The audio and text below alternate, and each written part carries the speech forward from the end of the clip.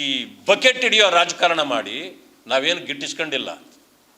ನಮ್ಮ ಯೋಗ್ಯತೆಗೆ ನಮ್ಮ ಪಕ್ಷ ಬೆಲೆ ಕೊಡ್ತದೆ ಹೊರತು ಬಕೆಟ್ಗಳಿಗೆಲ್ಲ ನಮ್ಮ ಪಕ್ಷ ಬೆಲೆ ಕೊಡಲ್ಲ. ಆ ಬಕೆಟ್ ಹಿಡಿಯೋ ಕೆಲಸ ನೀವು ಮಾಡಿ, ನೀವೇನೇನು ಗಿಟ್ಟಿಸ್ಕೊಂಡಿದ್ರೆ ಎಲ್ಲ ಗೊತ್ತಿದೆ. ಇನ್ನೊಂದು ಸಾರಿ ಏನಾದರೂ ಇದೇ ರೀತಿ ಮಾತಾಡಿದ್ರೆ ಮತ್ತೆ ನಾನು ಬರ್ತೀನಲ್ಲ, ಅವಾಗ ತೋರಿಸ್ತೀನಿ, ಹೇಳ್ತೀನಿ ಏನು ಅನ್ನೋದನ್ನು. ಸಿದ್ದರಾಮಯ್ಯನವರು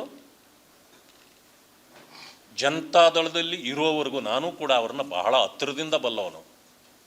ಸುಳ್ಳು ಹೇಳ್ತಿರಲಿಲ್ಲ, ಬಹಳ ಖಡಕ್ಕಾಗಿ ಮಾತಾಡೋರು, ಏನೇ ಇದ್ದರೂ ನೇರ ಅನ್ನೋರು. ಈಗ ಕಾಂಗ್ರೆಸ್ಗೆ ಹೋದ್ಮೇಲೆ ಕಾಂಗ್ರೆಸ್ನಲ್ಲಿ ಇರೋರು ಎಲ್ಲರೂ ಸುಳ್ಳು ಹೇಳ್ತಿದ್ರಲ್ಲ, ಅವರೆಲ್ಲರನ್ನು ಮೀರಿ ಈಗ ಒಳ್ಳೆ ಪದವಿಗೆ ಇಡಿಸಿಬಿಟ್ಟಿದ್ದಾರೆ. ಸುಳ್ಳು ಹೇಳೋದ್ರಲ್ಲೂ ಒಳ್ಳೆ ಪದವಿಗೆ ಇಡಿಸಿದ್ದಾರೆ. ಯಾಕೆ ಅಂದರೆ ಅದು ಸಹಜ ಕೂಡ. ಈಗ ಅವ್ರಿಗಿಂತ ಹೆಚ್ಚು ನೀವು ಸುಳ್ಳು ಹೇಳಲಿಲ್ಲ ಅಂದರೆ ನೀವು ಅವ್ರ ಮಧ್ಯದಲ್ಲಿ ಹೆಂಗೆ ಬದುಕಕ್ಕೆ ಸಾಧ್ಯ ಆಗುತ್ತೆ? ಅದರಿಂದ ಕಲ್ತಿದ್ದೀರಿ.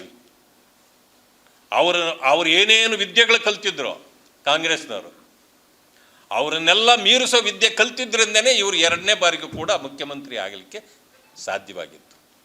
ಇಂಥ ಪರಿಸ್ಥಿತಿ ಇವತ್ತು ರಾಜ್ಯದಲ್ಲಿದೆ. ಆದ್ದರಿಂದ ಇವರು ಆ ಮಹಾರಾಜರ ಇದು ನೋಡಿ, ನಾನು ಯಾಕೆ ಮಹಾರಾಜರ ಬಗ್ಗೆ ಮಾತಾಡ್ತೀನಿ, ನನಗೇನು ಅದರ ಅವಶ್ಯಕತೆ ಇರಲಿಲ್ಲ.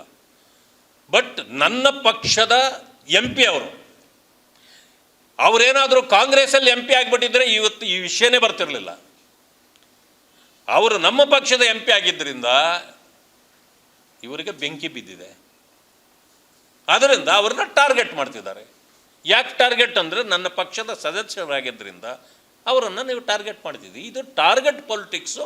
ಅದರಿಂದ ನಾನು ಮಾತಾಡ್ತೀನಿ. ಇದು ಒಂದನೇದು. ಎರಡನೇದು, ನಾವು ಪರಿಶಿಷ್ಟ ಜಾತಿ ವರ್ಗಗಳು ಹಿಂದುಳಿದವರು ಎಲ್ಲರೂ ಕೂಡ ಆ ರಾಜಮನೆತನಕ್ಕೆ ನಾವು ಗೌರವಿಸ್ತೇವೆ, ನಾವು ಋಣಿಯಾಗಿದ್ದೇವೆ.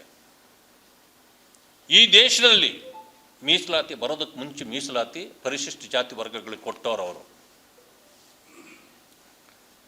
ನಮಗೆ ಈ ಓದು ಬರಹ ಅನ್ನೋದರಿಂದ ದೂರ ಇದ್ದ ಕಾಲದಲ್ಲಿ ಹಾಸ್ಟೆಲ್ಗಳನ್ನು ತೆರೆದು, ಶಾಲೆಗಳನ್ನು ತೆರೆದು ನಮಗೆ ವಿದ್ಯೆಯನ್ನು ಕೊಟ್ಟು ನಮ್ಮೆಲ್ಲರನ್ನು ಇವತ್ತು ಈ ಭಾಗದಲ್ಲಿ ಮೇಲೆತ್ತಿದವರು ಆ ಮಹಾರಾಜರ ಕುಟುಂಬ. ಈ ಯಾವ ಮಟ್ಟಕ್ಕೆ ಕಾಂಗ್ರೆಸ್ ಹೇಳ್ತದಂತಂದರೆ, ಟಿಪ್ಪು ಸುಲ್ತಾನ್ ಕಟ್ಟಿದ KRS ಅಂತಾರೆ. ಹೌದಾ? ಟಿಪ್ಪು ಸುಲ್ತಾನ ಕಟ್ಟಿಯೋದು. ಅವ್ರ ಮನೆಯಲ್ಲಿದ್ದು ಒಡವೆಗಳೆಲ್ಲ ಹೋಗಿ ಅಡ ಇಟ್ಟಿದ್ರ? ಮತ್ತು ಚರಿತ್ರೆ ಹೇಳ್ತದೆ, ಅಮ್ಮವರು ಒಡವೆಗಳೆಲ್ಲ ತಗೊಂಡೋಗಿಟ್ರು, ಮಹಾರಾಜರು ಒಡವೆಗಳನ್ನೆಲ್ಲ ತಂದು ಕೊಟ್ಟರು, ಇಷ್ಟು ಕಷ್ಟಪಟ್ಟು ಕಳಿಸಿದ್ರು, ವಿಶ್ವೇಶ್ವರಯ್ಯ ಅದರ ಇಂಜಿನಿಯರ್ ಆಗಿತ್ತು. ಎಲ್ಲ ಹಿಸ್ಟ್ರಿ ಎಲ್ಲ ಇದು ಸುಳ್ಳು.